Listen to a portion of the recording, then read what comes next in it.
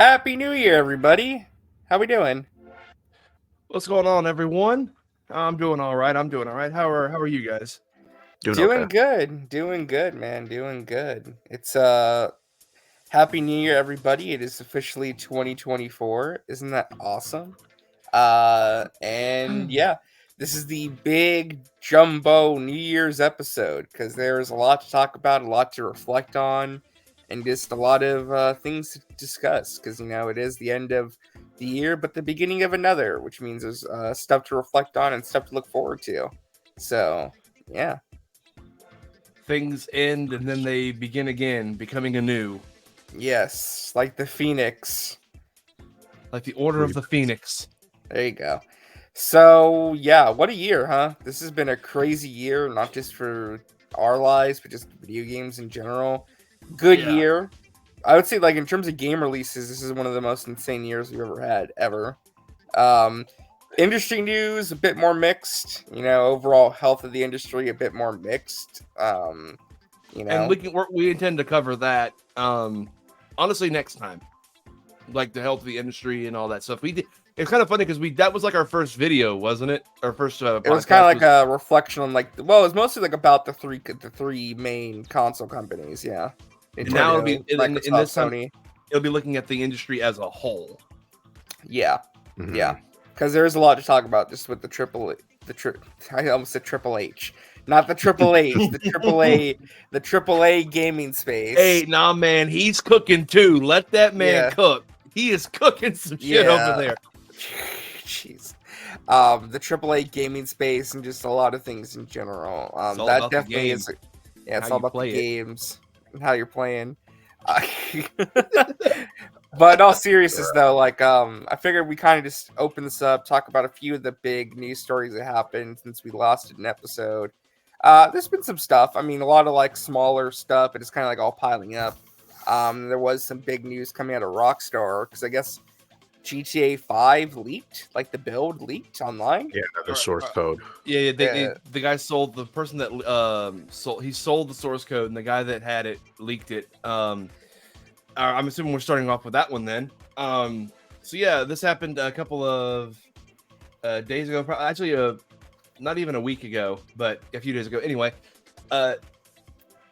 recently leaked internal documents have confirmed that Rockstar had plans for several GTA 5 DLCs and expansions, none of which panned out. I'm going to hold on one second. Oh, it's already down pretty low. A bit lower. There we go. Lower. Turn down the music just a bit. Okay. So, yeah. According to YouTuber Morse Mutual Insurance, who has examined the matter in great detail, it was creative differences between Rockstar founders, the Hauser brothers, and longtime GTA lead Leslie Benzies that resulted in the DLC's cancellation. Which didn't the Rockstar founders leave last year or this past year? Yeah, it was right after Red Dead 2, yeah. But someone else left after GTA 5, like I want to say in 2014. Mm-hmm. Yeah, we should clarify too. So when we're talking about DLC, the source code leaked, and with that, plans for GTA 5 story DLC leaked as well that never got made. So the single player mode was going to get updated. It just never happened. It got canceled. Yeah. But it wasn't because of GTA Online though. It was because of that person leaving. Yeah. The Hauser brothers were reportedly in favor of single player projects, whereas Benez was an inclination toward live service. This agreement resulted in Benzies famously going on a lengthy sabbatical and eventually leaving Rockstar before suing the company, a matter that was settled out of court. According to the report, Benzies' departure spurred a large number of resignations, with Rockstar struggling to remain focused on its single player endeavors. Following the debacle, Rockstar pivoted into Red Dead 2 while continuing to support GTA Online. Other single-player projects, including like Bully 2 and a new Midnight Club, were shelved in the process. Yeah. Devastating. Well, supposedly, Bully 2 is still being worked on, but we'll see. We shall see. But a Midnight Club, bruh. Listen, kids, y'all weren't outside for Midnight Club. That was like, if there was ever competition for Need for Speed, Midnight Club brought that and then some. That was such a good racing game, bro. Oh my god. I loved Midnight Club. And then, of course, like the DLCs themselves, I thought I had saved that, but apparently I didn't. Yeah, like, One was like a Liberty. ideas were insane. Yeah, it's pretty crazy. There was one like they went back to Liberty City. Right. There was the expansion DLC for all 3 characters.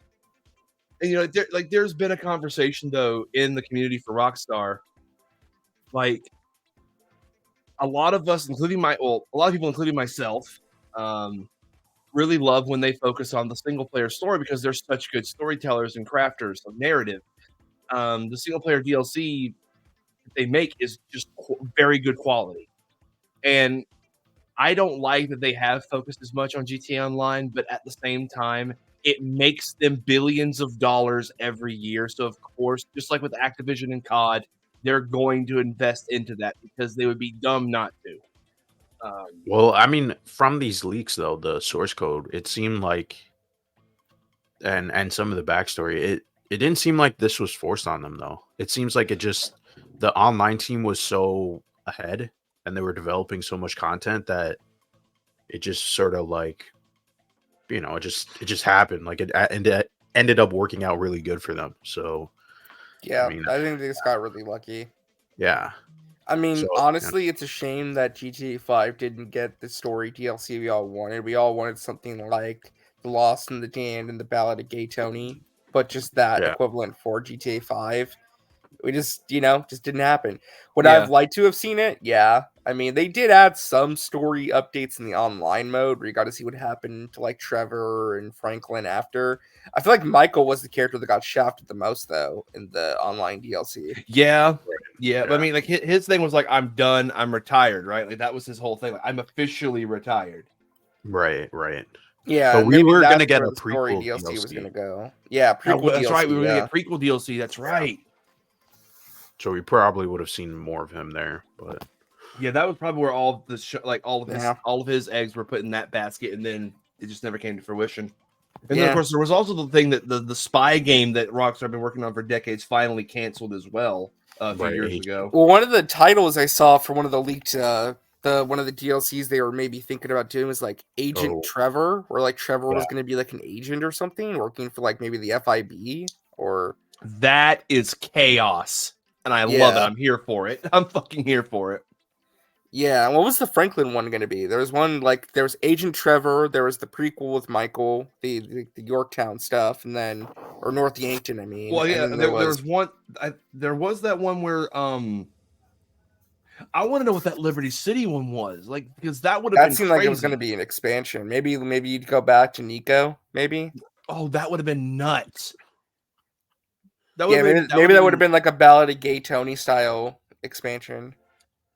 Because like even like characters like Gay Tony were in online, so maybe we would have saw Louise again. That'd have been great. That'd have been great, guys. I mean, and hell, like with how poor Red Dead Online's, they have not been updating that game the way they could. They just kind of abandoned it. They abandoned it, and I feel like even like a story DLC, I don't know what you would do. Undead Nightmare 2, even like just to give them something.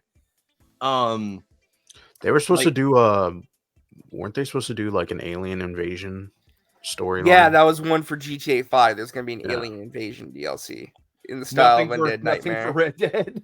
Yeah, nothing for Red Dead, but hey, GTA 5 was gonna get a story DLC. The older game gets more content than the newer game. Yeah, it is what it is. Yeah, that was just an interesting tidbit of a leak because GTA 6 was announced just a while ago, a couple weeks ago. So it's interesting to see like where we're going now and what could have been with GTA 5. Because if it had all that DLC launched, like GTA 5 would, I don't even know. I don't consider GTA 5 one of the greatest games of all time, but like, damn, that DLC sounded pretty ambitious. Oh yeah, for sure. Yeah, for sure.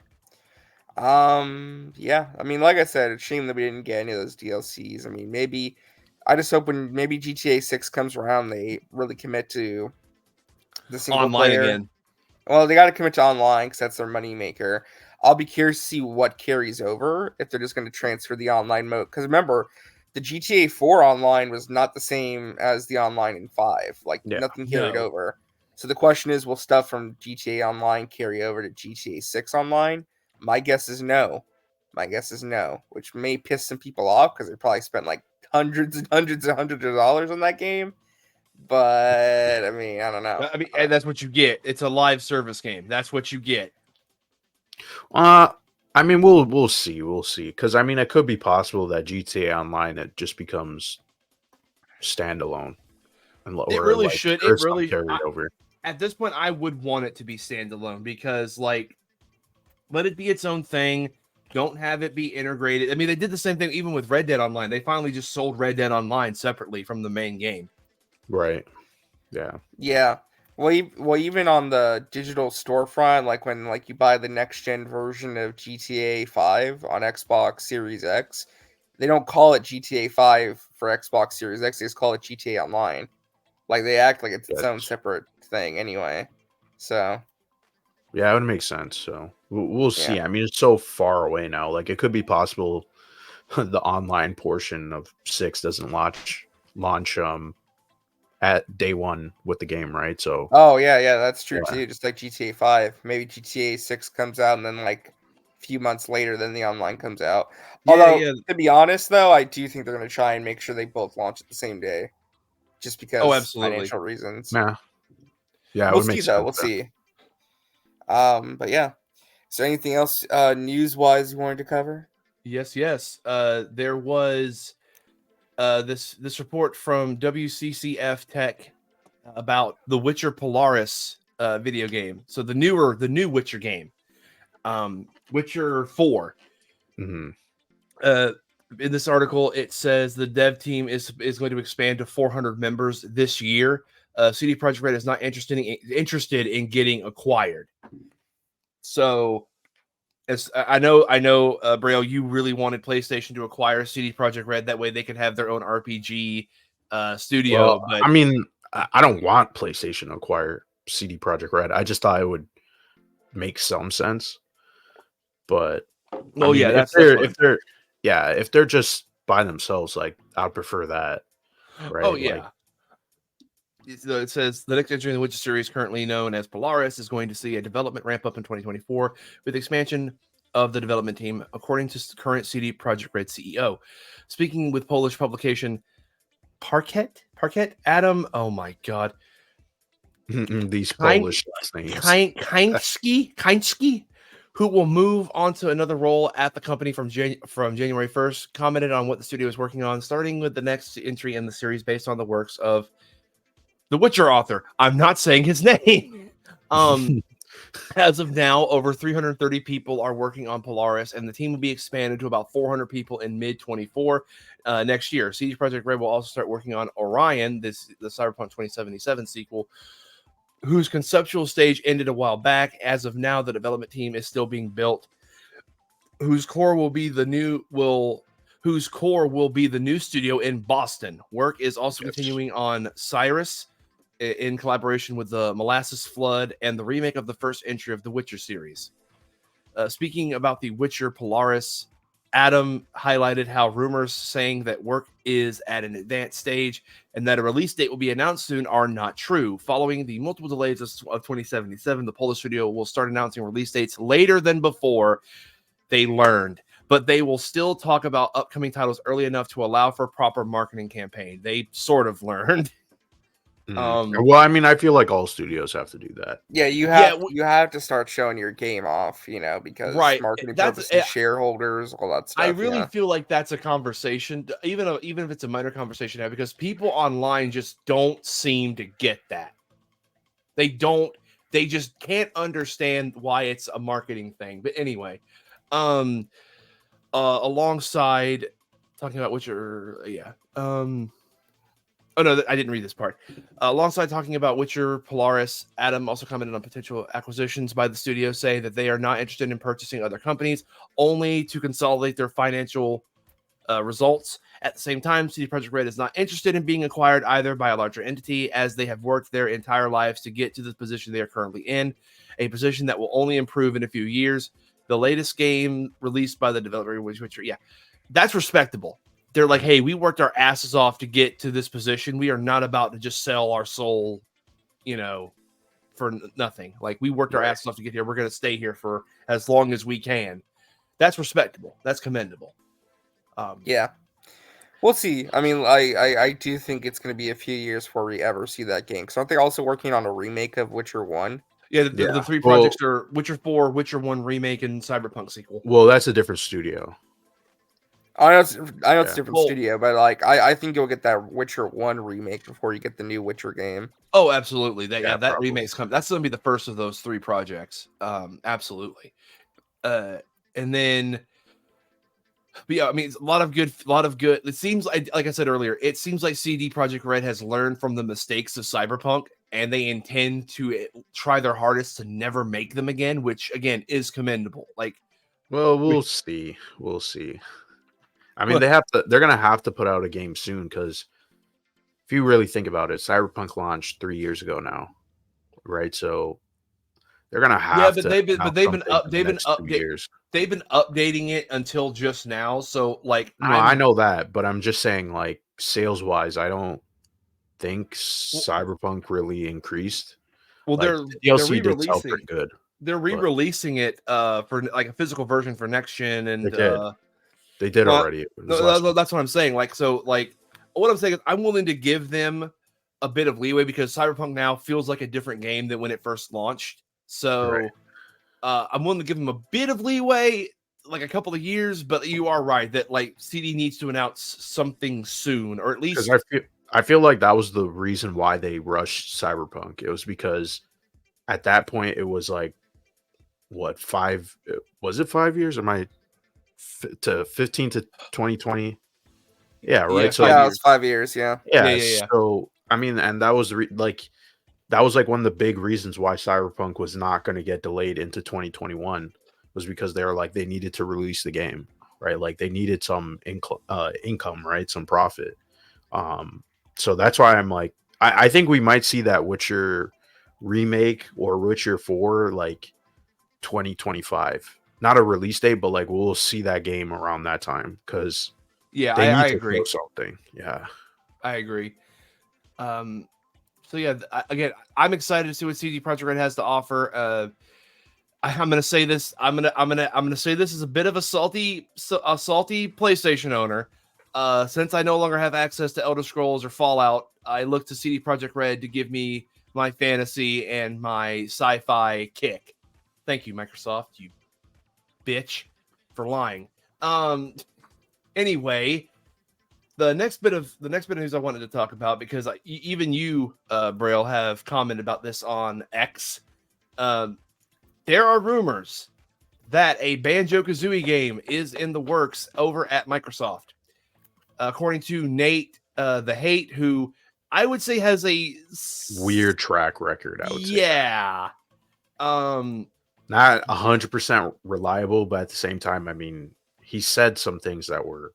I feel like we hear every other year, oh, Banjo's coming, guys. It's actually being made. Oh, no, this is the year, guys. Banjo's actually coming this year. So this is why this time it feels a little different, right? It really does, and I hate to say this because I just insulted Microsoft, but it does come down to them owning Toys for Bob. Toys for Bob has expressed an interest. Like, if they are acquired, they would love to work on Banjo-Kazooie. And in fact, they're the ones that Toys for Bob and Vicarious Visions are the ones that helped revive Crash and Spyro. If anybody can handle Banjo-Kazooie, it would be them. I even said just a moment ago in another Discord conversation I was in, let them remake 1 and 2. Let them remake 1 and 2, and then while they're doing that, Banjo 3E gets worked on. And they were going to remake. Rare was going to remake 1, by the way. Like back on the Xbox, the first Xbox. You know how they did Conkers? Remake? Yeah, so they were gonna do a remake of Banjo-Kazooie in that style, and then it, for whatever reason, got canceled. Like there's screenshots, and I think there's footage of it. Well, yeah, and of course, like there's the Banjo pilot game that also didn't make it, and that kind of got combined with 3E into like nuts and bolts, and then that's yeah. You know what? Here's my hot take. Okay. Instead of making Banjo 3, they should make Banjo-Kazooie Nuts and Bolts 2.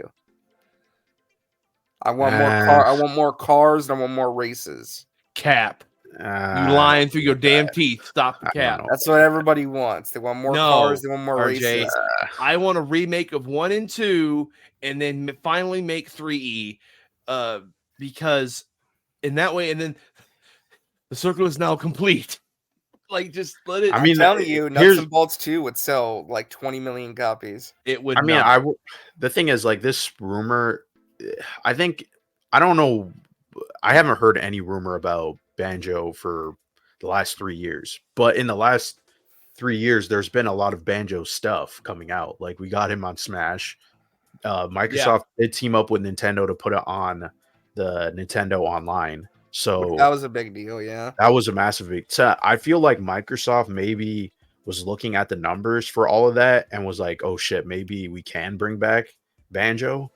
And this makes sense of why we're hearing the rumor now, right? Because they're probably starting some like pre-production or whatever, right? So I mean, I'm excited. I love Banjo. I love the first 2 games. Like, those are games Ukulele, when those games that was disappointing when that first game it was disappointing, but like there were people that loved it. Like it there were people that were disappointed, but I mean, it's not going to be 1 for 1 what you're expecting it to be. It's not going to be Banjo 3E. It's not, but it's supposed to be an homage and something similar to that. And I mean, hell, it was former Rare devs that made Ukulele. So, what I'm saying is that like you fix the problems that Ukulele has, and you would have a modern Banjo-Kazooie game. Like, just I mean, here's the thing. Like, I want the 3rd game, but at the same time, I don't know if they can really pull it off, right? Because that was like magic. What Rare was doing way back in the day. Like, it was crazy that they were pumping out like bangers after like one after the other. And ever since, like, Rare has made good games, right? Like, they've made games that are now popular. Like, what is it? I was gonna say Skull and Bones. It's not Skull and Bones. Grabbed by the Ghoulies. No, Sea of Thieves. Like, I'm talking about like the recent endeavors, right? Sea of Thieves, yeah. But like they haven't captured that magic, and a lot of the people from the studio, they're gone now. And you're kind of like, I just want Banjo to come back. But that's why you give it to Toys for Bob and or Vicarious Visions, mostly Toys for Bob, because again, Crash and Spyro were DOA before those announcements of the remake trilogies, and now both Spyro and Crash are relevant. Crash has a 4th game, and it is really fun and really good. I think that Toys for Bob understands how to make those games, and I think you give them the keys to that. Hell, maybe if all of this does happen, a profane orange squirrel could also make a comeback, hopefully, if we sacrifice enough lambs. Yeah, that would also be pretty cool too to see. Well, here's the question though: if they revive Banjo-Kazooie, do you think it could be a collaboration with Nintendo? Well, that's what I want. That's what I was saying on Twitter. Yeah, so I saved Brill's tweet because I thought it was interesting. He's like, if Xbox wants Banjo to succeed, it should be released. They should release a new game on a Nintendo platform, Switch or Switch 2. Nintendo gamers will buy this day 1. So it should not just be an exclusive. It should be on Xbox, PC, and Switch, basically. Yeah. I think here's the issue, though. Some people were giving me shit in the comments, though. That's the question, though. Like, would Microsoft be willing to do that, or they want that to be a premier platforming exclusive for their platforms? Here's the thing, right? This is my take. Banjo, if a new Banjo came out and it was only on Xbox, no one would care. Like, that's the problem, right? Like, Banjo has been associated with Nintendo. And even though it's been like almost like 30 years, right? It's still associated with Nintendo. So I feel like if Microsoft is smart and you want to build up good word of mouth, it should be on Xbox, PC, and Switch, because then people would be like, oh shit, this is a big deal, right? That would be a massive deal if you put it on the Switch, right? Or the Switch 2. And then you'll probably have the marketing campaign will be more successful, right? Because people actually be excited. And Xbox can eat their cake too, right? Like, they don't have an issue putting their games on other platforms. They did it with Ori. They did it with, I mean, Ori. They don't own Cuphead, but they did Cuphead too. So I feel like, why not? So when the 4 years ago, when the trailer for Banjo-Kazooie launched on Smash, as of right now, it has 7.1 million views. And when I go into it, it has 75,000 likes. A lot of people really care about Banjo-Kazooie. A lot of people really see them as their childhood. More, that was their mascot platformer back in the 90s. And I understand and relate to that because mine was Spyro. They want to see this IP revived. They want a proper sequel, just like Crash fans and Spyro fans want. We want a proper sequel to these classic games. And I do think Toys for Bob is that team to do it. And I think Braille's not far off either. You do that. It's also going to be just goodwill toward Nintendo, which they've been doing, like you said, with Ori and a few other games. Yeah. So I think Microsoft has to do it. That's the thing. Yeah, Microsoft has to do it. Nintendo doesn't care, right? But if I'm telling you, Microsoft, people will worship them at the altar if they did something like that, because would be a massive deal, right? Like that's them basically apologizing, I feel like, for buying Rare. I feel like personally, right? Because I mean they're close to doing that. Like they're close to realizing, or at least Phil Spencer realized that they kind of fucked up by buying Rare. Like Rare, I mean, it's helping them now, right? But not back when they first bought. Like when they bought Rare, everyone was so upset because they were so close with Nintendo. They thought Nintendo would purchase them. Yeah. I wonder if Nintendo kicks themselves for not buying Rare, because they were putting out so many. I'm sure they do. I'm sure they do. Like, it's crazy. Yeah.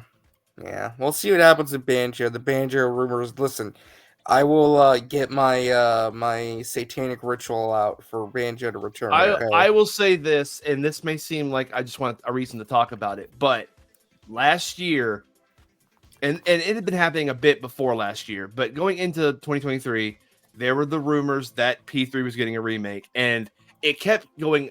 Like there were those rumors, and then they would stop, and then the rumors came again, and they would stop. So it's like if these rumors persist, it's that case of like if there's smoke, there's fire, and I'm hoping that this especially is with Xbox. If you notice recently, Xbox rumors tend to be true, like the Kojima projects and all the stuff that has been recently announced for Xbox. That was all rumored for years. So and so I'm saying like there may be some legitimacy. I think Nate, and I'm not saying he will be correct. I'm saying he might be correct on this one, because again, he has an iffy track record. I know that I follow someone named OJ Player Essence. I love watching his recap videos on Nintendo shit. But he even said, like, you quoted him, like, if it happens, don't know how it would do, considering the type of games Xbox players usually like. Rare made the original OG. Maybe Toys for Bob gets this one or helps out. Like, so we will just have to see, but I do hope that Banjo comes back. They really, and it just helps the Microsoft pool be more diverse with content. It's another audience that you appeal to. This is what Microsoft and Phil need to do with what they have if now. Phil wants to take down PlayStation, he got to fucking buddy up with Nintendo, okay? I don't think that's the thing. I don't think Phil wants to take down PlayStation. No, I'm joking, but you know what I mean, though, right? Yeah, like, he's got to make some. He got to hustle. He got to hustle. They got to do the fusion. They got to do the fusion spell. They got to like combine their powers. Oh God. But and again, like because I'm telling you, if it would bring back so much goodwill to Microsoft if they properly and respectfully gave Banjo and Conker their time in the spotlight. The Battletoads game they made a few years ago did not hit like it should have been better. Yeah. It should have been better. They need to land this. I do think it would be better for, of course, again, the pool, because then you'd have platformer people that already are there for Spyro and Crash, and you just added Banjo and Conker to that as well. Like you just get like, oh my God, Microsoft, I hate, in this capitalistic society, fucking, I want you to make. When I tell you I want you to make money, you don't make money. When I don't want you to make money, you make money. What is this, Bruh. I know life is cruel.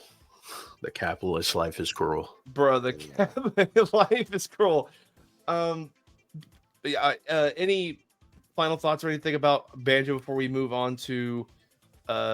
Please let this happen. That's all. Please let this happen. I'm want a this to massive happen. I mean, listen, I want it to happen. That's my thoughts. We all want this to happen. We want the memes. I want Banjo. I want Banjo to be revived. Yeah. So and this is supposedly a quote. Is this an article? Oh yeah, there's an article. I won't. Want me to read the article or not? Nah. Yeah. Well, Nate says. Nate Drake said it's still an active project, but it didn't get the green light until early last year.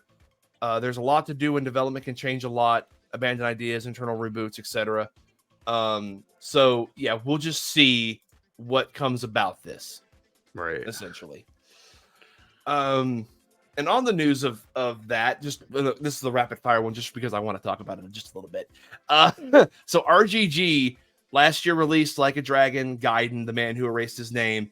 This in a couple of weeks, fucking can't believe I'm saying this. In a couple of weeks, Infinite Wealth drops, and that's going to be such a different game that they don't do the type of games that Infinite Wealth is going to be. It's anyway.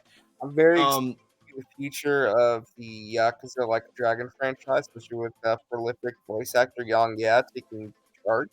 Why do you have to keep mentioning this? Well, that's true. He's the lead of the franchise now.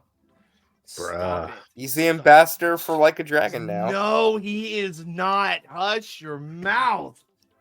Oh my god. That's tough, man. Is that not true? Is that not true? RGG studio director Masayoshi Yokoyama teased another big announcement coming in 2024. We are very happy to be able to release a new game Like a Dragon Infinite Wealth, but I hope to be able to make another big announcement sometime in 2024. Please look forward to RGG Studio in 2024. They're going to have an English dub for all the other Stop games at damnation. Stop it. Yang Ye is not going to be like recanonized as always being the English voice for Kiryu. Do not do this to me. There's some things you don't mess with, man. And that's one of them. Don't touch that. Don't touch it with a 10-foot pole. They're gonna touch all of it. I'm telling you. Oh my god. In that case, can we get Mark Hamill to come back and voice Majima? Because that was actually great. That was great. Anyway, the only other big series that RGG are known for is Judgment. And Judgment 2 is one of, again, I love when stories are very great with social commentary. And Judgment 2 is another great Wasn't there an issue though with Judgment when it came to like actors' likenesses and payments? Yeah, so there's like some controversy. Yagami, the actor of Yagami is like a professional like model or something like that, and he wanted more money, I guess, for his likeness or something. I'm assuming that this worked out. I'm hoping it worked out because again, I do think that it's going to be Judgment 3 that they announce, and it'll probably be announced during the summer. Because RGG, there was, like I said, there was Like a Dragon Inshin, Like a Dragon Gaiden, the man who forgot his name, and then Infinite Wealth. Those are the 3 games that they've released, have released so far. Judgment 3 being that next game just makes sense because Judgment 2 came out a little while ago. And again, phenomenal game. Those are just 2. The first one is good, but the second one just, man, that story slaps so. God, it's so good. I love it so much. So yeah, I'm excited about that. I still want these 2 to try out this series because damn, like the story is just, it's a masterpiece in storytelling. Like, good God, like I can't with Like a Dragon. I just love it so much. RJ has promised to eventually get to them. I'll get to it eventually, just like I'll eventually get to a lot of things, but I'll try my best, you know. The start of this year is gonna be crazy for video games, though. I don't have a lot of time. No, you're right. I'm gonna be playing whatever free time I do have when we're not recording and I'm not doing schoolwork and regular work. I'm gonna be playing Like a Dragon, Gaiden, and Persona 3. So yeah, I get it. That. Good luck with that. And then another thing real quick is Square Enix has said a bunch of stuff about there's a bunch of announcements they want to make in 2024 for their upcoming lineup of games. I'm hoping some of them are re-releases or remakes of some of their older games that a lot of people may not know of. There's a lot of series that Square have worked on that are really good RPGs and JRPGs, but they just go unnoticed because Final Fantasy is their breadwinner. I do think some of the Dragon Age games that were announced on its anniversary will definitely be shown, and maybe even given a release date, because there was a remake of Dragon Quest, right? Excuse me. Dragon Age is the Dragon's Dogma, series. Dragon's Age, Dragon's Dogma, Dragon's Quest. Like, it's the year of the dragon, all right? Like a dragon. Like a dragon. Spyro the Dragon. Dragon the Dragon. Chasing that dragon's tail. Anyway. Too many dragons. Too many damn dragons. Too many damn dragons. There's too many. I'm tired of these motherfucking dragons on this mother. Anyway. What I'm saying, like Dragon Quest 3 is getting a remake, and then there was supposed to be a new entry in Dragon Quest. Yeah, they announced Dragon Quest. What was it? 12? I think it 13. was 13. Yeah, 13. I think it was 13. Yeah. Whichever one it was. They announced that either way, a year or two ago. New Dragon Quest remake of 3. I think those are going to be definitely shown this year. I know a lot of people are excited about those. I'm excited about those because Dragon Quest needs to be released more over here. I want those games available with a proper translation. But then, of course, with every good bit of Square Enix news, there's also the bit of bad. They want to incorporate AI more into their production and yeah, but you know what? The president every year at New Year's, he's all like, "Oh yeah, we're going to invest in NFTs." Nothing came out of that. They were like, "Oh yeah, NFTs are the future," and then there was the article that NFTs died a slow and painful death. Well, no, what I'm saying is like Square Enix were using at the start of every "Oh yeah, we're going to use this technology or use this thing," and then they never do, or when they do, it's so subtle. It's just like I'll believe it when I see it. The NFT thing went nowhere, so. Well, the AI stuff is more behind. They're still stupid, for even suggesting it. I'm just saying that, Yeah. But the AI stuff is mostly behind the scenes. I wouldn't be surprised if most studios aren't using some form of AI, right? It just sort of depends where, right? Like if it's actually in the modeling or the camera system, or if it's in the writing or whatever, right? Something. Yeah. We'll see. We'll see. And and on that subject, Silent Hill 2 remake and series producer teased multiple projects. He did a bunch of questions, and one of the questions was, what are your aspirations for 2024, and what message do you have for gamer readers? We will continue to enliven the Silent Hill series with both games and non-games. First of all, this year we released Silent Hill Ascension, a new format of interactive streaming that is not a game. You can enjoy Silent Hill, which has become a TV drama style story. And in 2024, we're finally going to get excited about it with games. First of all, I would like to bring you a new follow-up, fans. Please wait a little longer. So, Silent Hill may be cooking up some stuff. Hopefully, it's good. Silent Hill 2, though. Yeah, they're cooking up some mid. Mid, exactly. Damn, y'all really just already on the mid. I know I'm saying that, but damn, they're cooking up mid. That's what they're doing. We'll see though. We shall see. We shall see. I mean, again, I'm just gonna get to this last article. I mean, there was a bunch of other stuff like Stellar Blade is coming out this year now. Both the Shadows of the Dam remaster and the Chainsaw remaster are coming this year. Stellar Blade. They announced that 3 days before the new year, and I was like, well, no shit. Yeah, I mean, what do you think? Yeah, that was so I mean, I do feel bad for them though, because they really wanted to. I think they really wanted to try to release that game, and it just did not work out.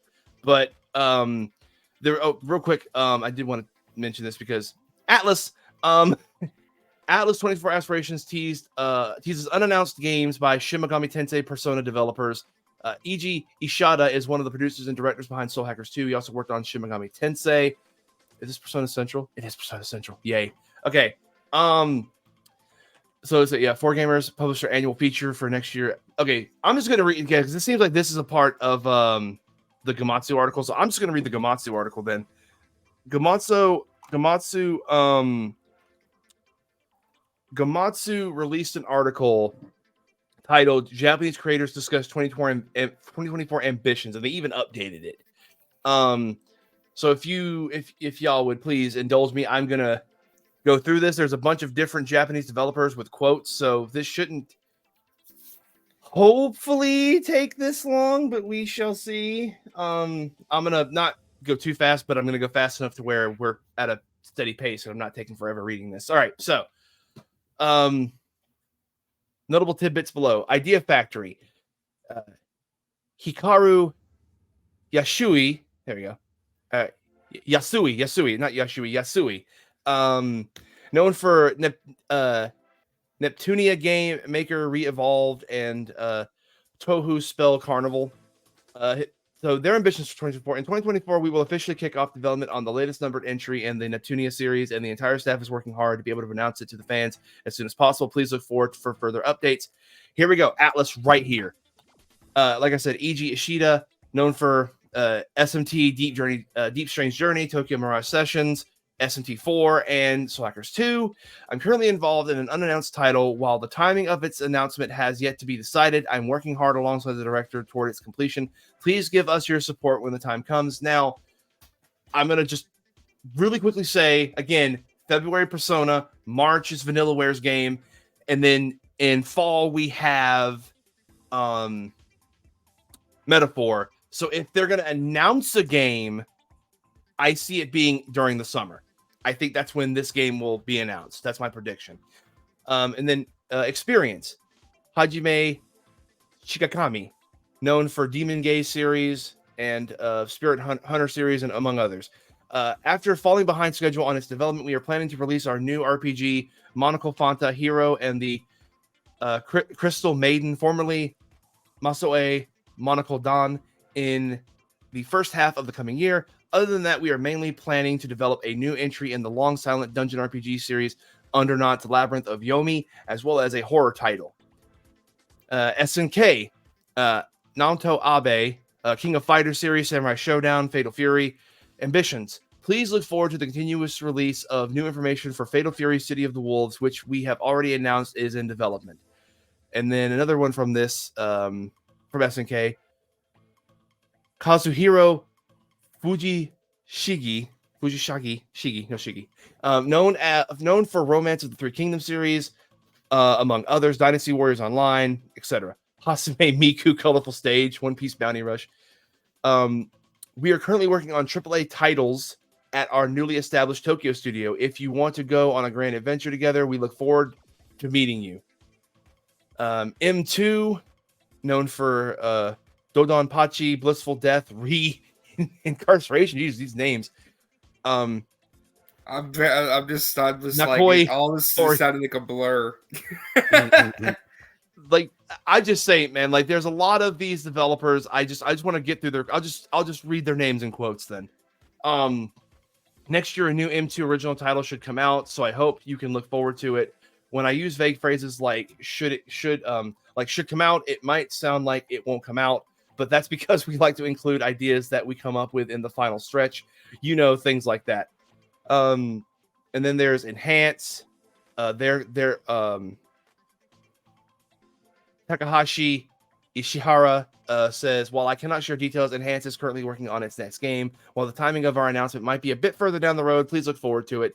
Again, Suda51 from Grasshopper said, 2024 will be a lively year for Grasshopper. A remaster of Shadow of the Dam will be released, and we are hard at work on a new title.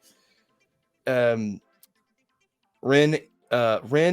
Yamazaki, known for No More Heroes 3, says in 2024 we will continue to work hard to create fun games. I think we should be able to announce something in 2024. Koei Tecmo,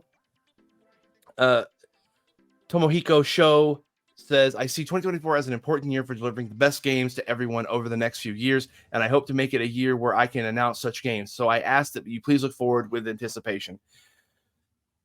And then, let's see, Akihiro Suzuki, I'm very sorry that we are unable to release any new information regarding Dynasty Warriors series in 23. We will do everything we can in 2024 to announce something. So please look forward to it. Yeah, basically, okay, I'm just gonna get to the big one. Here's Square.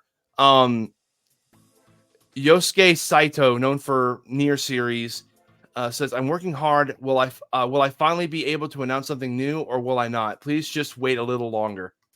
That's all he said. Okay. Basically, like, hey, like, so basically everyone is saying, hey, we got some shit for y'all. A lot of it we couldn't announce. Please look forward to it though. So yeah. Hold on, what is this? This is a new one from Atlas. In 2024, we will release Unicorn Overlord from Vanillaware as well as one other title at the same time. I would like to prepare for future projects. There you go. Yeah, so basically, Japan is cooking, which is nothing new, but Japan has a lot of stuff that's been on the stove, and JRPG fans, we're already eating well this year. We're just gonna get more in the years to come, and I am here for it. But yeah, I think that is all the major bits of news that I wanted to talk about. Okie dokie. Nice. All right. All right, so that's going to transition us into our next little topic. Wind us into it nice and gently. All right, ASMR. Nah, I'm just messing. All right, so it is the end of 2023, so I figured now it would be a good part to reflect on the year that we've had when it comes to video games, and that includes discussing, which will be the bulk of today's episode, what our favorite game of 2023 was. So I'm going to open this with... Who wants to go first?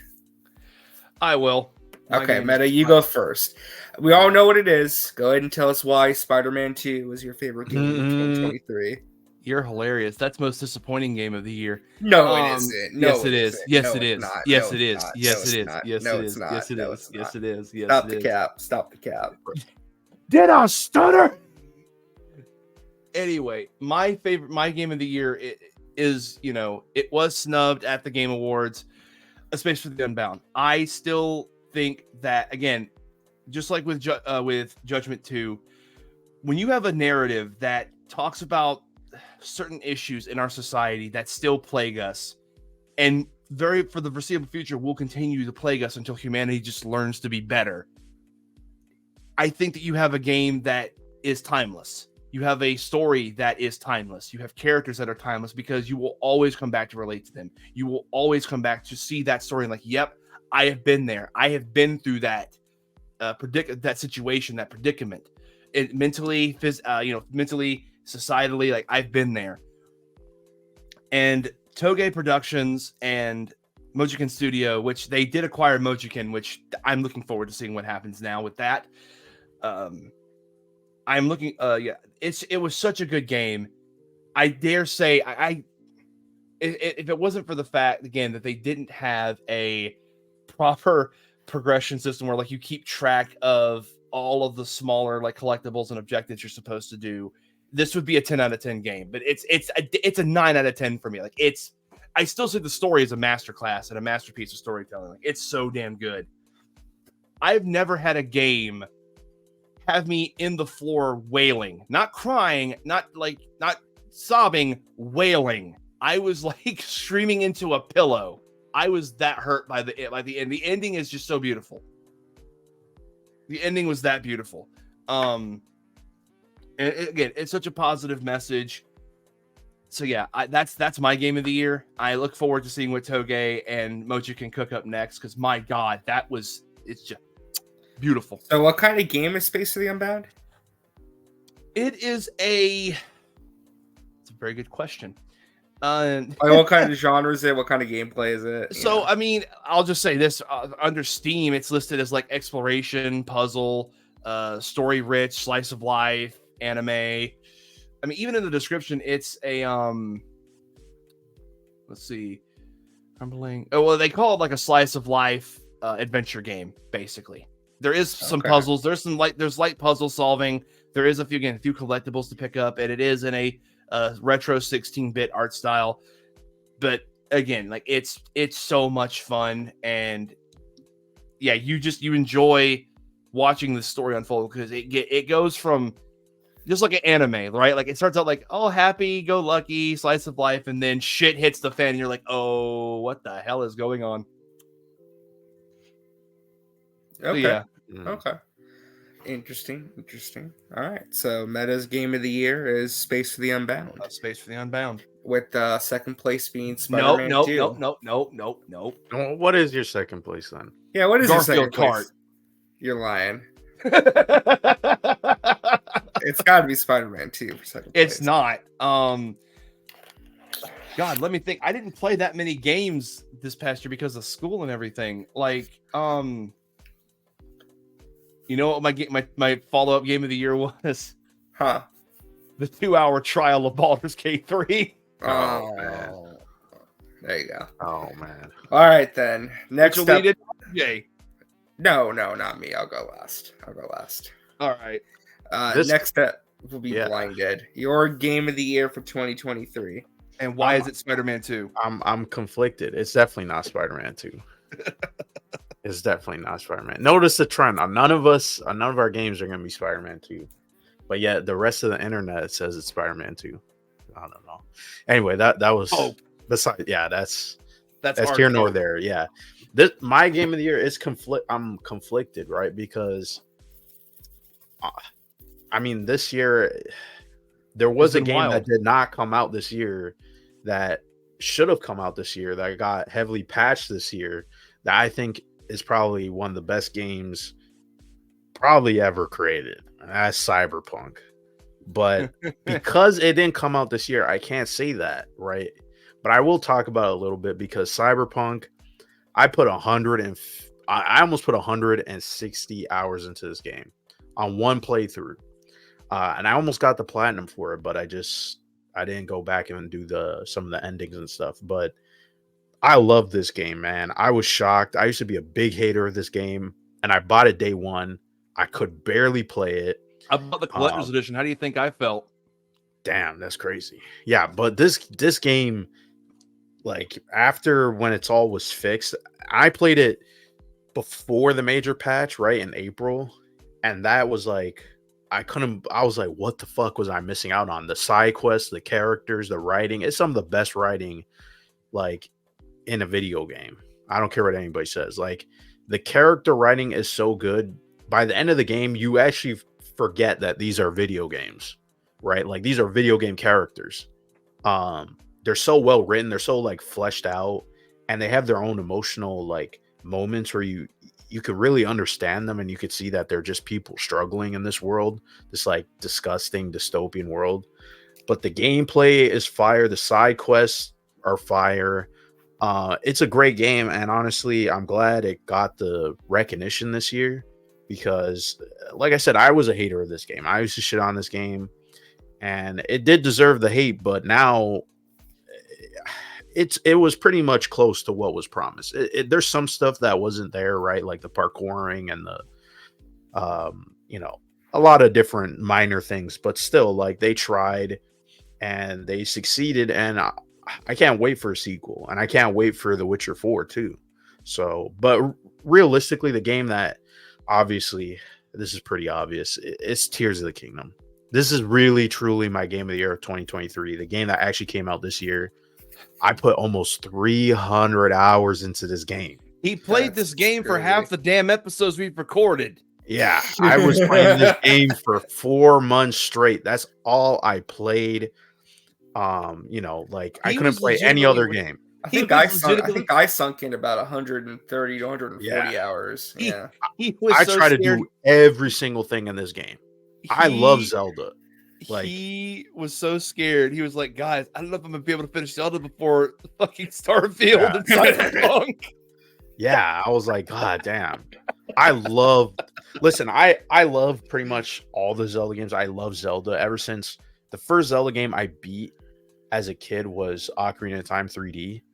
And I played other Zelda games before, but that was the one that made me really love video games. Like realize that video games can be an art form and they can be very emotional. And Zelda, even though not all the games are emotional, even this game is not that emotional, but it's just the reason why I love it so much. I put so many hours into it is because this was like the first Zelda game where you can really see the creativity, right? Like they actually went for it and they tried to do something that was really unique with the whole building mechanic and the puzzle solving. It was like such a genius idea, right? To come up with this, right? The whole ultra hand mechanic, because Zelda is about problem solving puzzles, but to actually use it in a way where you yourself are creating the solutions, right? And you're kind of not bound by anything.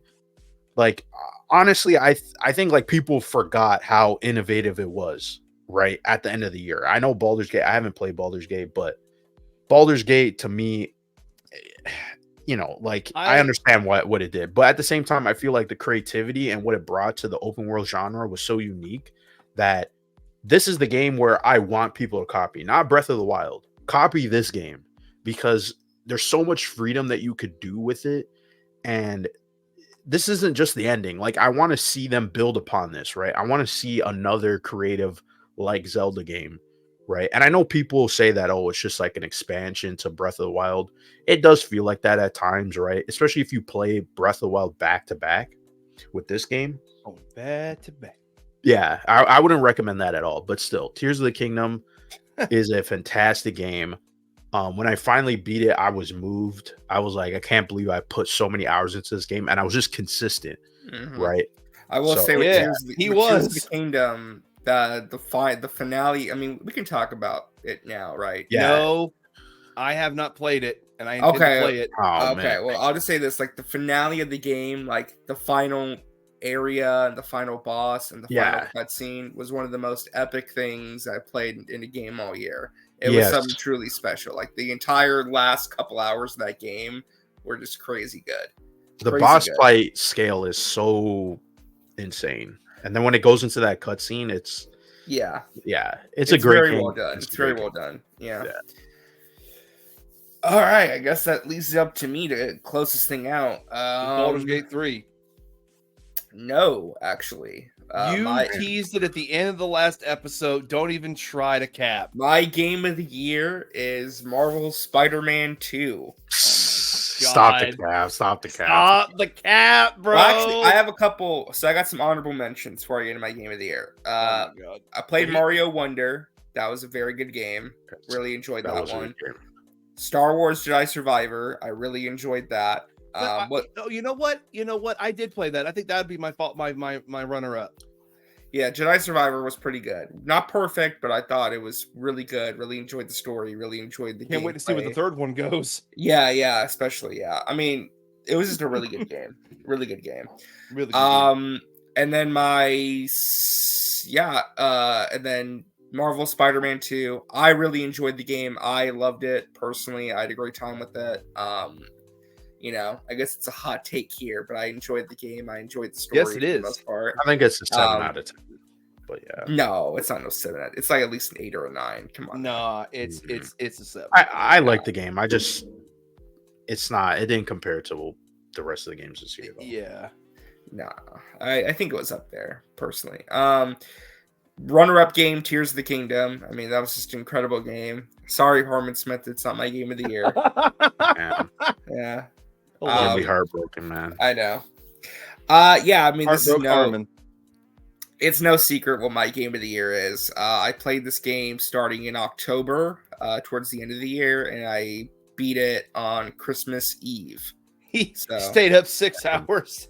I stayed up in the wee hours of Christmas Eve morning to finish this game. It was worth every minute. It's put about 72 hours into it, and that was Baldur's Gate 3.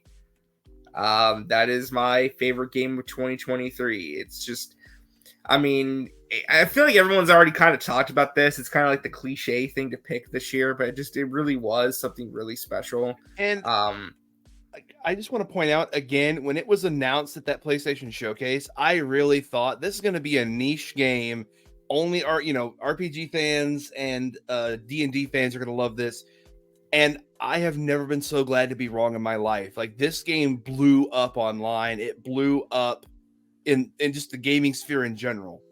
Yeah, it really did. I mean, it kind of like damn. Yeah, and it put the genre of video game. It's not like it's not popular. It's just that it's very niche and kind of like went really just blew up. Viral. I don't know what else to say that hasn't been said by like a million other people. I mean, it's got an exceptional story, an exceptional amount of customization, an exceptional amount of just content for value. I mean, it's just there's so much. I mean, the fact that it has like I didn't even touch the online co-op yet. I didn't even touch that mode yet. I was gonna say, like, if y'all not right now because of our lives and scheduling, but in the future, I would not be against us doing a Baldur's Gate run together. I think that'd be kind of fun. Mhm.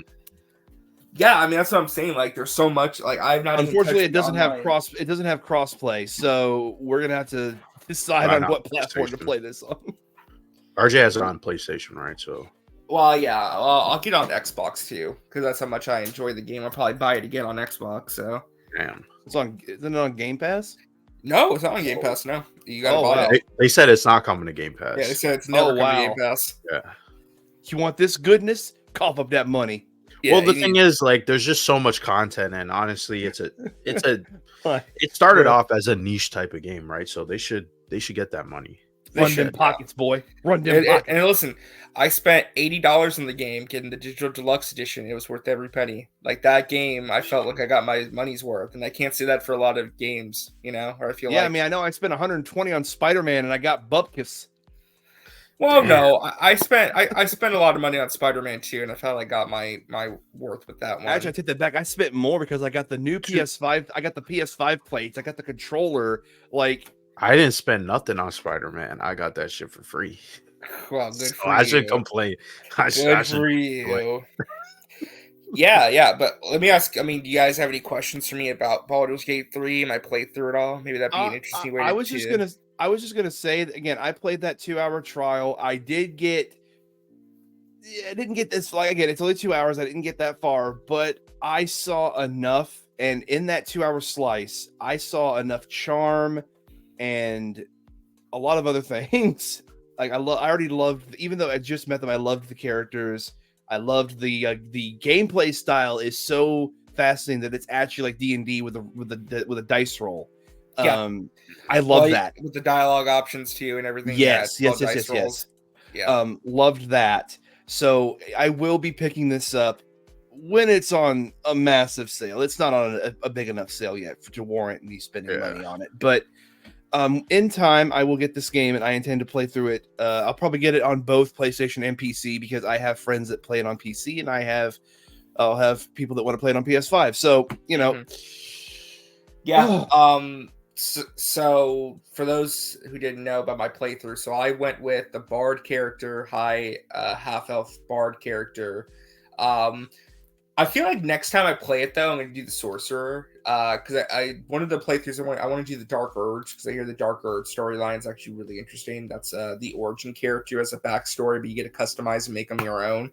And they have like this bloodlust thing going on. It kind of ties into the third act of the game, and one of the ties into, I don't want to spoil it, but ties into like a lot of the main conflict of the game later on.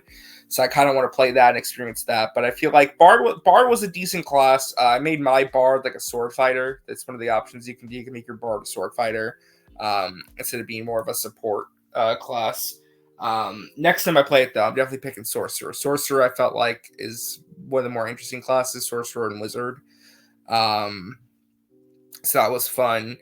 And like I said, there's so much I did in that game, but still so much I feel like I missed out on at the same time. I still poured 70 hours. I don't think I saw everything that game has to offer, which is crazy to say.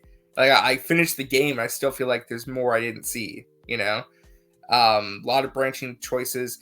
I will be transparent, though. I did play the game on Explorer mode, mostly because I've never played that kind of game before.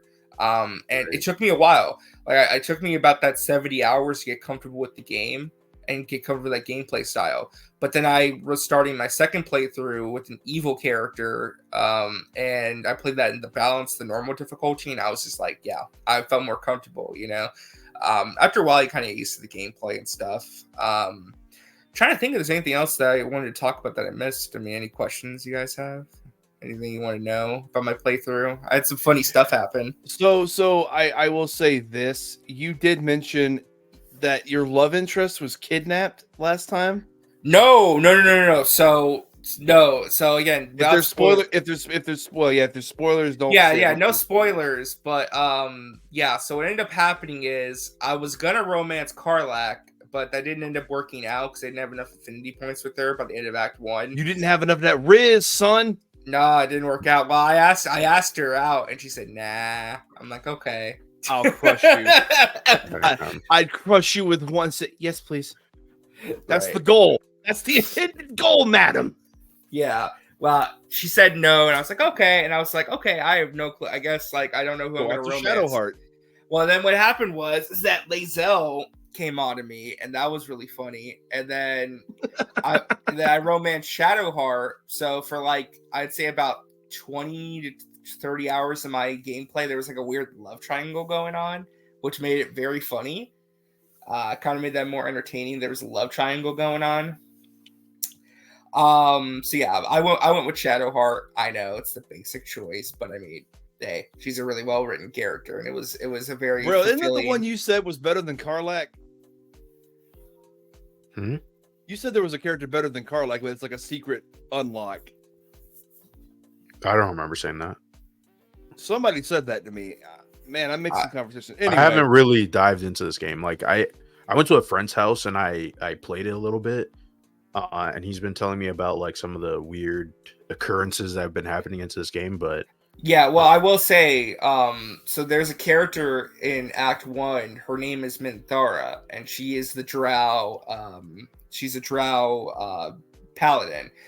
Now, before the last patch, the only way to unlock her was if you went the evil route and that was it. Joined the goblins. That was it. But recently, they patched it to where if you knock her out, it counts as her being killed. So that way you don't have to join the goblins, and then you can recruit her in Act 2.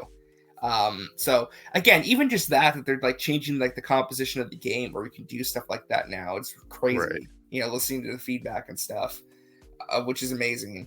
But yeah, I mean, I really love the game. All the companions had really well written stories. Again, the only character I felt like there was two characters. Actually, no, the only character I felt like I missed out on in my first playthrough was Karlak. I mean, Karlak had her story, and because all the stories kind of like they get their culmination in Act 3. I feel like with Karlak, I didn't get to know her as well as I maybe wanted to, because you have to pick and choose who you want in your party. And for most of my playthrough, I always had Shadowheart in my party because she was the cleric, she was the healer, she had to be in the party. And then I mixed, and I always, and I'll say this: Lae'zel had to be in my party like 90% of the game because she is just so overpowered. My build for her was incredible. Like she could like take out like a whole like 4 dudes in one turn. It was insane. Mm-hmm. She was just a great asset to have. And then Gale I had for a lot of my spell casting, and then I'd switch out Gale occasionally for either Will or Styrian. I have a question. I just thought of it. Yeah. When I was building my character, I also had to build a companion. Your guardian, yes, your guardian. Yeah. What the hell is that? I didn't get to see it played out in the game, so I thought I'd ask you. Yeah, isn't that like further into the game? So again, I can't even tell you because it's spoilers. But the Guardian's an important character for the rest of the game, and it does not go the way you think it does. But they make you customize that for like there's an actual story reason why you customize your Guardian. Yeah, I'm not afraid to say, gentlemen, I made her a dark elf, and that was nice. Well, what class did you pick when you were customizing? Dude, what do you think? I'm an ass kicker. Oh, like a fighter? Well, a warrior. Like the barbarian? The barbarian. Yeah. Okay. I'm gonna go in there, fuck shit up. Yeah. For me, I want to mess with sorcerer next. Sorcerer's the next class I want to mess with, and I want to do Dark Urge. Dark Urge playthrough should be fun. And again, don't worry. Y'all already know what the first romance for me is going to be when I get that game. Karlak is day one. Down since day one-ish. Yeah, well, Yeah, I feel that. But yeah, no, that like, meme was that funny. I'm doing it.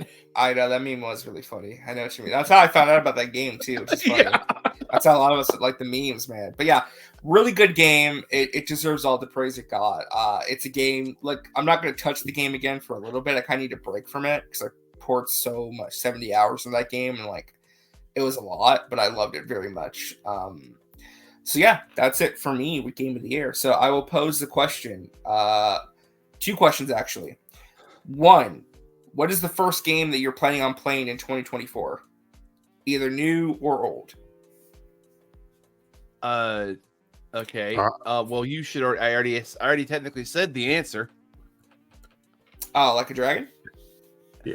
I will say though that I'm going to amend that for one reason. Long story short, there's been some issues with me receiving my physical copy of Like a Dragon Gaiden, so I may play Gaiden first because I've heard the ending of that story is the end of that story is really good. And that's saying something for Like a Dragon games. Anyway, yeah, so it's going to be Like a Dragon Infinite Wealth or Like a Dragon Gaiden, but either way, I am playing Like a Dragon. And then, of course, it's time to burn some more bread. Nice. There you go. Just went through it. So for me right now, my first game of the year is Super Mario RPG. So I'll hopefully be finishing that because it's not that long of a game. It's about 12 hours. It's a short RPG, which is good. I'll just kind of run through that hopefully the next few days. And then my plan is after Mario RPG, I'm most likely going to try and finish up Persona 5 Royal on PS5 just to get that Platinum Trophy. Then maybe if I have time, I really would like to run through Final Fantasy VII Remake again. Before Rebirth. Before Rebirth. If not, I may just do the Yuffie DLC, the Intergrade DLC. I may just do that. We'll see though. And then after that, it's going to be for me, next big game I play will most likely be Persona 3 Reload. And then right after that, it's Final Fantasy. So I'm going to be working, making banks. I can afford that nice, sweet collector's edition and get that Best Buy double pack steelbook because, I got to. Wait, are you getting the Sephiroth statue? No. I can't. Oh, you talking about the Persona Collector's Edition? I'm talking about the Persona Collector's Edition. Yeah. I paid mine off. I'm good. I'm happy. And then Merry Christmas, Merry birthday to me. Right, and then I'm gonna pre-order Final Fantasy from Best Buy, the deluxe edition. So I got that pre-ordered as well. Yeah. So, Braille, what game are you first going to play in this new year, and what's one you're looking forward to the most? I forgot to say that. What game you're looking forward to the most? That's the second part question. Okay. I'm going through my backlog right now. So, okay. But I'm replaying Arkham Knight. For your retrospective. Yeah, because I want to do. Yeah, because I was just been thinking about the Arkham series and like diving into it more and realizing how insanely fucking dark it is. There's some really fucked up shit in that game. You need to release that video on the day Suicide Squad comes out. I should do that. Yeah, you should. You really should. I mean, yeah. For 2024 games though, like that, I would play first. Like the one game that comes out this month that I'm super fucking excited about is Prince of Persia and the Lost Crown. I am fucking hyped for that game. It looks like a Metroid Dread inspired game, and a lot of people. Yeah, a lot of people don't know this, but I love 2D Prince of Persia. A lot of people don't talk about it enough. Like the first game, I still go back and play that game. Right, it didn't come out during my time. Like that came out in the 80s, but I love that game, and so them bringing back a new 2D Prince of Persia, I thought it would never happen. I thought we would have just gotten the 3D stuff. God, but yeah, that game's getting some good reviews. And then there's also Suicide Squad, which I'm conflicted. Yeah, I don't know. Yeah. I don't know if I'm not getting it. I'll be honest. I'm not for sure if I'm going to buy that game day one. Yeah, I'm not gonna buy it. I'm not sure if I'm gonna. I enjoyed the alpha that I played, which I still can't talk about. Yes, we can't talk about that. But I don't know if that's a game I want to like because there's so much other stuff. If it wasn't coming out right the same day as Persona, Yeah, if it wasn't coming out the same day as Persona and it wasn't coming out right around Final Fantasy, I would maybe consider it. I just can't. I can't do it. I can't. So this is before I want to talk about just like the upcoming games that are just coming out in the first couple of months, because it is actually insane. And this list was released December 20th, so this is probably the most recent list we'll get unless someone posts one today. But before we do that, I wanted to talk about this because people in the industry that have a higher position than me did not talk about this, and I want to get into this industry. I want to become a writer for games, and this just is a discouragement because it means there's no job security. But over 9,000 people are without jobs in one of the worst years for video game employment. So while the companies are making bank, the games are good, the people that make them get shafted. It's just and I will make this let me see where we're at. Oh, I won't like go overboard, but I'll just there's an article from The Verge. I didn't want to cover it just because, like, again, this is very important to me and it should have been called out. I'm so glad there were protests outside of the Game Awards because he should have addressed this. Jeff should have addressed it. That's a big critique I have for one of the big critiques I have for this past year's Game Awards. But anyway, layoffs are an unfortunate reality of industry, but the scope and scale of video game layoffs in 23 are far beyond typical year. More than any specific video game or pieces of news, layoffs define the past 12 months. Companies large and small have felt their impact. Unofficial figures estimate 9,000 workers have been affected, and at the heart of it all are corporations that value growth at all costs, including people. In September, Epic Games laid off 830 employees. In a statement, CEO Tim Sweeney wrote, "We've been spending way more money than we earn. I had long been optimistic that we could power through this transition without layoffs, but in retrospect, I see that this was unrealistic. Some of that spending was on companies like Super Awesome and Bandcamp, which Epic bought in 21 and 22 respectively. Both companies were sold off shortly after the Epic announced the layoffs. Epic makes Fortnite a multi-billion-dollar revenue generator. It licenses the Unreal Engine that many developers use to make games, including Final Fantasy VII Remake, Lies of P, and Jedi Survivor, and has its own unprofitable gaming storefront." I love how they put in brackets the Epic Game Store is unprofitable. Jeez. Shots fired. Yeah, I mean, when it comes to the layoffs, this year was especially bad for layoffs, and just in terms of like the corporate structure of things, it was not great. And I do think that could tie into a later discussion about the health of the industry, because I do think they're both I'll save this article, but I'll just hit the numbers right quick. So Embracer has shuttered 3 studios and is looking to sell others, canceled numerous projects, and laid off over 900 employees. The most egregious examples was Hasbro laid off 1,000 employees, including most of the team that worked on Baldur's Gate 3 with Larian Studios. EA laid off 6% of its workforce, or around 780 people. BioWare, Microsoft, Bungie, Naughty Dog, Ubisoft, Amazon, CD Projekt Red, Sega, Unity, and Activision Blizzard were all hit, just to name a few. And Sega is kind of more the most egregious, only because they fired their staff because they formed a union. They formed the first successful video game union, and they fired them. That is bullshit.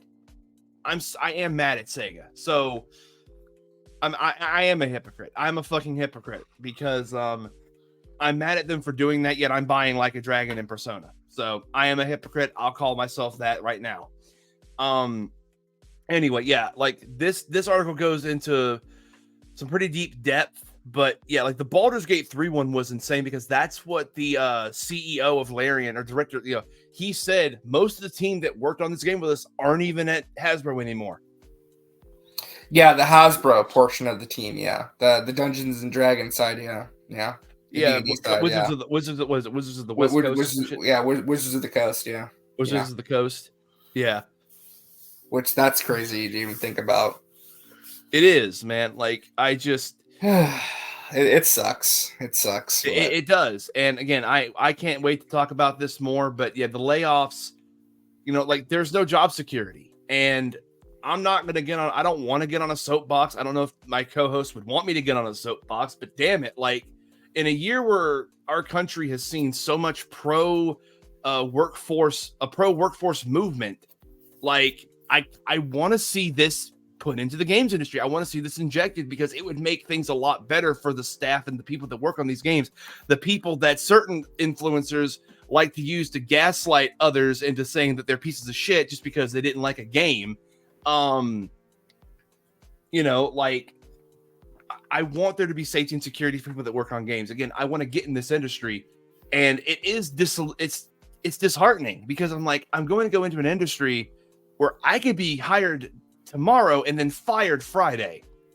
Like, there's no job security at all. Like, it's a mess. So, but yeah, we can get more into that next stream. Next episode, I just wanted to touch up on it because it was a very big deal. It is important to talk about it for sure. It's just, I do feel like it'll be kind of a larger conversation that we do need to have next episode for sure. Yeah, absolutely.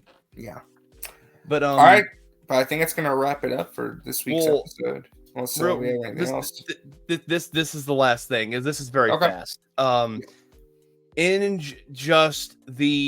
gonna read off till June because that's really where the announced so far. Like, a lot of stuff still hasn't been announced that'll come out this year, but stuff that was announced last year for this year. So this is just January to March, right? This is all coming out from January to March. Okay. So in January, we start off with Momodora Moonlight Farewell coming out January 11th for PC. Atlas Swept comes out January 17th for PC. Radiance comes out January 11th. Prince of Persia Lost Crown January 18th. Arklands January 19th. Another Code Recollection January 19th. Yeah. Graven comes out January 23rd. Howl comes out January 23rd. Infinite Wealth comes out the 24th. The Apollo Ace Attorney Trilogy comes out the 25th. Yeah. Under Night in Birth, another Under Night game comes out 25th. Tekken 8 comes out January 26th. Rugby 24. Don't give a shit about that. By the way, Tekken 8 may win Fighting Game of the Year. I'm calling it now. I mean, there's not much else releasing next year. So next up is Grand Blue Fantasy Relink, February 1st. That game just went golden before the new year started, and that's a game a lot of people I know are excited about. Suicide Squad comes out February 2nd. P3R February 2nd. Jujutsu Kaisen's getting a fighting game February 2nd. Looks mid as hell, bro. Just come on, looks now. So bad. It looks so bad. Helldivers 2 comes out on my fucking birthday. Thanks, PlayStation. More mid. Tohu. Yeah, that shit looks good. Tohu Damaku. This is a Fantasia Lost comes out February 7th. Anyway. A Sucker for Love, Date to Die For, Valentine's Day. The Tomb Raider Remastered Trilogy comes out Valentine's Day as well. Excited for that. Gunvolt Records comes out February 15th. Played Up comes out February 15th. Mario vs. Donkey Kong February 16th.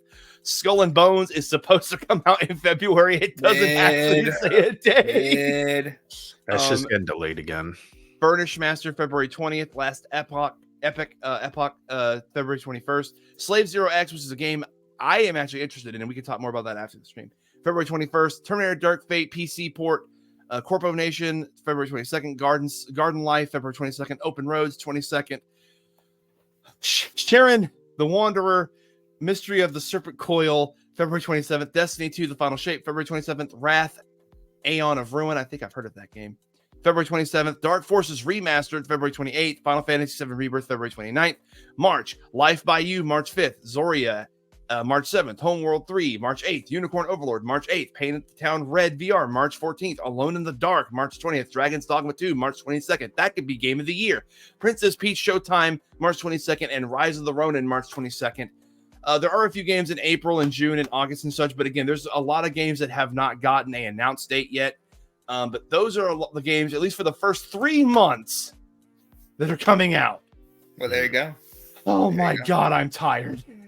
Yeah, a lot to look forward to for sure. A lot to look forward to. But yeah. All right. I think it's gonna wrap it up though for the final first episode 2024. But technically we'll just pretend this is the last episode of 2023. Just pretend. But yeah, thank y'all so much for listening and thank y'all so much for watching. I think this year is gonna be a great year for video games as well and for the channel, I feel like. And yeah, a lot to look forward to for sure. But let us know, what are your favorite games of 2023, and what are you most looking forward to in 2024? Anything else we need to say before we sign off? Looking forward to the new year. There you go. Absolutely. Let's hope this new year brings us lots of good vibes, excitement, joy, and just is all around a better year. I feel like I speak for all three of us when we say that. When I say that, like, this needs to be a better year for us. Like, we're gonna do what we can, and of course, we're gonna have conversations throughout the year about how we can make we're, like we said in our last one, we're dedicated to making this channel grow this year. We want to see it grow, and so we will constantly be having conversations on how to do that. So just like a lot of the game developers, please look forward to future content. Yeah, absolutely. Absolutely. All right, guys, thank you so much for watching. Make sure to the like button and subscribe to the channel, and we'll see you guys in the next episode. Bye, everybody. Peace.